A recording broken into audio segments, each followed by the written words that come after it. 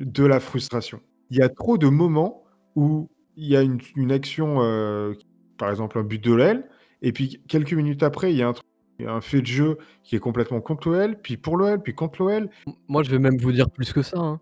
J'avais envie, toute la fin du match, j'ai eu envie d'insulter l'arbitre. J'ai eu envie d'avoir j'ai eu envie de remettre ce qui se passait sur l'arbitre avec tous les faits de jeu, mais c'est même pas ça. C'est même pas ça. L'arbitre, il a juste fait son taf comme il fallait, hein. Le penalty, il est à retirer. Le penalty, il y a penalty. Tout est normal. Mais on est tellement frustrés. Enfin, moi, en tout cas, et ça s'entend encore, je pense, là, mais genre, j'étais juste en train de péter un plomb. Genre, vraiment.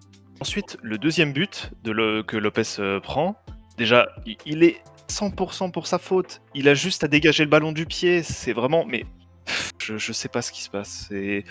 Au lieu de ça, il se jette sur Mounier. Il lui bloque le passage. Alors que le Brestois est lancé à 100 000 à l'heure. Hein. Tu vois d'ailleurs la distance que parcourt Lopez en reculant après l'impact. La violence du choc était réelle. Puis au final, la vidéo montre quoi? Qu'il s'avance comme un idiot, alors qu'il y a la VAR, tout le monde va regarder. Et en plus, c'est clairement interdit, tout le monde le sait. Donc à partir de ce moment-là, il est doublement fautif pour la fausse joie qu'il nous procure. Et puis le deuxième penalty, il l'arrête pas, donc tout lui retombe dessus. C'est à la fois tragique et à la fois terrible pour lui. C'est incroyable.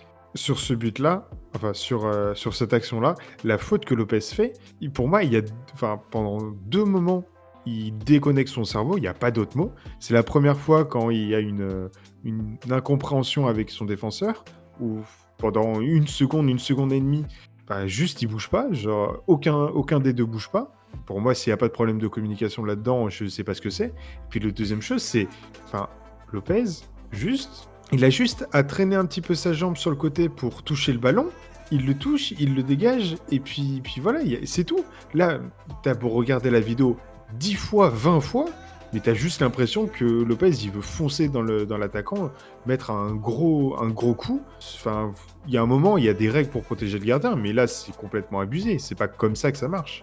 Sur la frappe de Memphis, qui est déviée sur la barre par le gardien brestois, ça lui permet d'être directement au contact. Et bon, après, il a la malchance que ça retouche le poteau juste devant lui. Mais ouais, moi, j'aimerais bien voir Tino dans son vrai poste. Et puis, je parlais il y a 2 semaines du fait que j'en avais marre du culte de la polyvalence. Et je vais le confirmer ce soir, hein.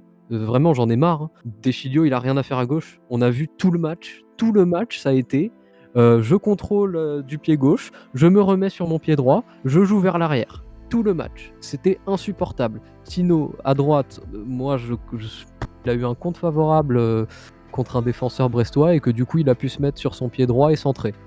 Mais Cornet, en plus, il a fait une vraie. À un moment, il lâche une vraie frappe hein, sur le moment où il aurait pu y avoir exceptionnel. Hein. Moi, le premier, hein, qui est, je pense, son détracteur le plus ancien et le plus fidèle, j'ai été ébloui. Honnêtement, j'ai vraiment été ébloui. Il a été génial.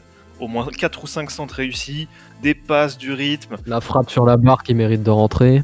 Voilà, la frappe sur la barre. Même à un moment, il est allé au duel. Première fois de sa vie qu'il est allé au duel. Au duel aérien? Oui.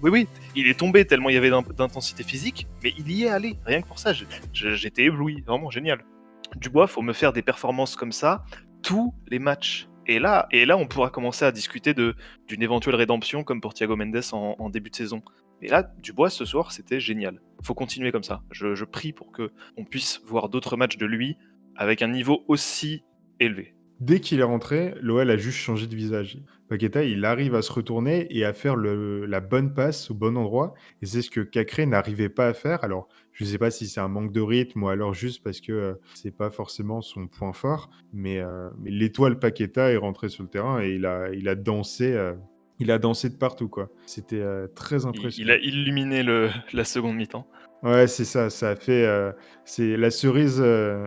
La cerise au-dessus du gâteau, tous les dribbles réussis, les passes, tu sais, même toi qui as une vue aérienne, t'arrives même pas à voir la passe, et lui, sur le terrain, il arrive à la voir. C'est... J'en parlais en plus contre Reims, c'est des passes verticales qu'il fait, des passes qui font gagner des mètres et qui sont ultra précieuses. Donc honnêtement, sa rentrée, elle a apporté un bol d'air frais. Hein.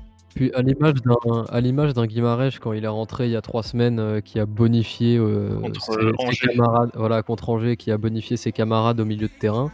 Là, on a Lucas Paqueta qui, quand il est rentré, a complètement bonifié aussi le milieu de terrain.